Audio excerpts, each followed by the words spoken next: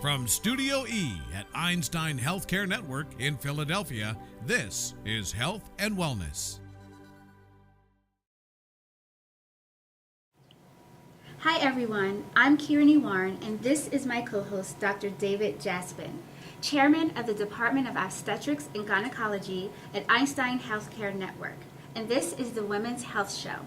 On today's episode, we are discussing how to choose the right OBGYN physician for you and your daughters. Dr. Jaspan, let's get right into the questions from our viewers. What is the best approach to choosing the right OBGYN? So to me, it's about trust. It's about trust, communication, and education. OBGYN is a very difficult field to go into because you have to build that trust almost immediately. And just because a mother likes their doctor doesn't mean their daughter will like the doctor. Just because the mother wants to be seen by a female, the daughter may not have a preference. So really it comes down to the personal decision that each person has with that provider, that physician, building an alignment and a relationship, and how you feel that you can build that trust with that person. Now you talked about mothers and daughters may not liking each other's doctor. That's the next question that I have. Should a daughter go to the same OBGYN as her mother? So it's a great question. What the daughter has to understand, and the mother has to understand too, is what we speak about in the room is confidential.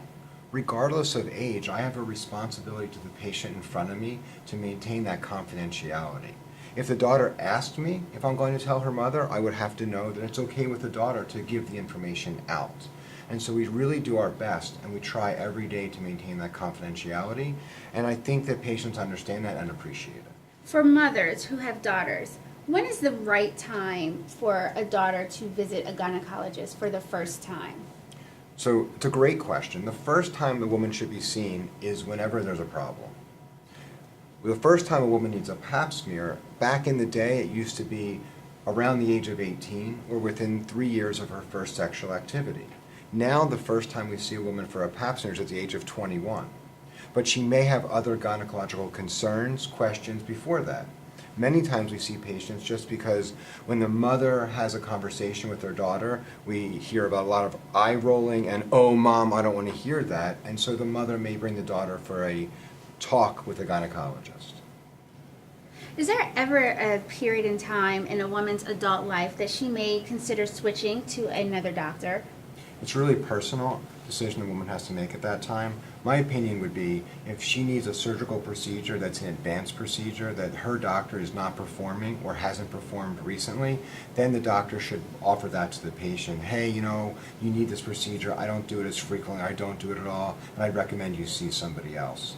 Unfortunately, in the field, many people retire at the same time, and the woman may need to choose a different doctor for that reason. And finally, how can a woman assure herself that she's seeing the right physician for her particular health needs at various stages of her life?